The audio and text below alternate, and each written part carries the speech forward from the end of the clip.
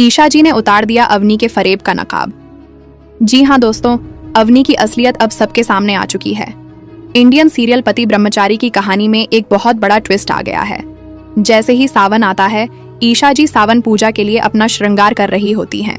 तभी वहां सूरज आ जाता है और उन्हें श्रृंगार करने से रोक देता है।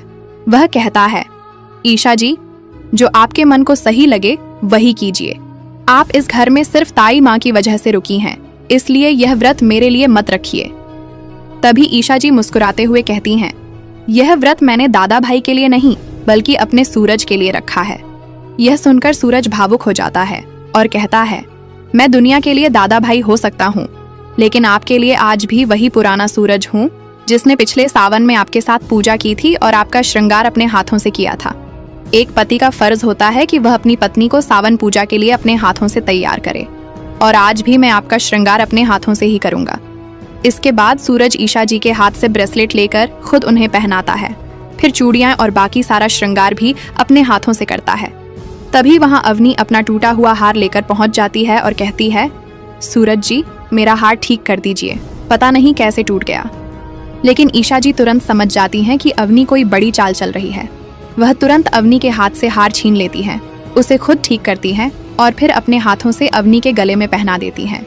जी हाँ दोस्तों, अवनी का असली मकसद था कि सूरज उसके हाथों से उसका श्रृंगार करे। लेकिन अब ईशा जी समझ चुकी हैं कि अवनी किसी मिशन पर है और वह दादा भाई को फंसाना चाहती है। गुस्से में अवनी वहां से जाने लगती है, लेकिन तभी उसका पैर फिसल जाता है और वह नीचे गिरकर बेहोश हो जाती है। जैसे ही ईशा जी और सूरज उसे उठाने की कोशिश करते हैं, तभी उसके बालों में छिपा हुआ एक मिनी कैमरा नीचे गिर जाता है। ईशा जी चुपके से वह कैमरा उठा लेती हैं और सूरज को इसकी भनक तक नहीं लगती। इसके बाद सूरज अवनी को अस्पताल लेकर चला जाता है। इधर ईशा जी कैमरा चेक करती हैं तो उसमें सूरज और ईशा जी के साथ बिताए गए सभी पल रिकॉर्ड होते हैं।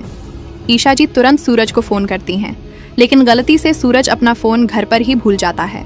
उधर अस्पताल में सूरज डॉक्टर से पूछता है, अवनी और उसके बच्चे की तबीयत कैसी है? डॉक्टर हैरान होकर कहता है, कौन सा बच्चा? सूरज जवाब देता है, ये लड़की प्रेग्नेंट है। तब डॉक्टर कहता है, क्या तुम पागल हो गए हो? ये लड़की प्रेग्नेंट नहीं है, इसे सिर्फ गिरने की वजह से हल्की सी चोट लगी है, इसलिए यह बेहोश हो गई थी। डॉक्टर की बात सुनते ही सूरज को समझ आ जाता है कि अवनी अब तक उन सभी के साथ बहुत बड़ा खेल खेल रही थी।